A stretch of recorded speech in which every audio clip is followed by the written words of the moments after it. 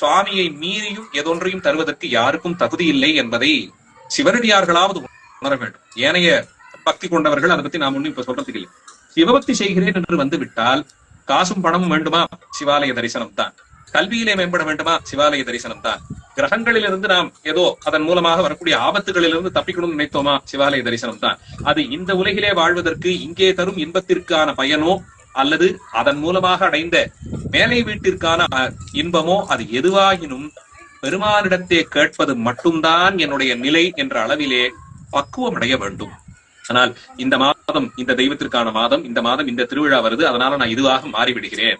காசும் பணமும் வேணும்னா அதற்குன்னு ஒரு தெய்வம் இருக்கு. அங்கே போய் அங்கே வரிசையில நின்னு 4 மணி நேரம் 8 மணி நேரம் நின்னு அவங்க அந்த தெய்வத்தை வணங்கினால்தான் எனக்கு காசும் பணமும் கிடைக்கும், அதனால அங்கே போறேன்னா அங்க போறது. பிள்ளைக்கு பரீட்சை வந்துட்டு அதனால அந்த பரீட்சையில அவன் நல்ல மதிப்பெண் எடுக்கணும்னா அதுக்கு ஒரு தெய்வம் இருக்குன்னு அப்படி போறது. இது தெய்வங்கள் அந்த மாதிரியான வேலையை செய்வதில்லை.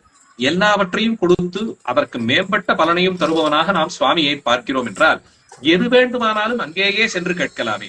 அவரை மீறி எதை பிரார்த்தித்து எதை நாம் பெற முடியும்? அவர் இல்லேன்னு நினைச்சுட்டாருன்னா வேறொரு தெய்வத்தால் அதை வழங்கவும் முடியுமா?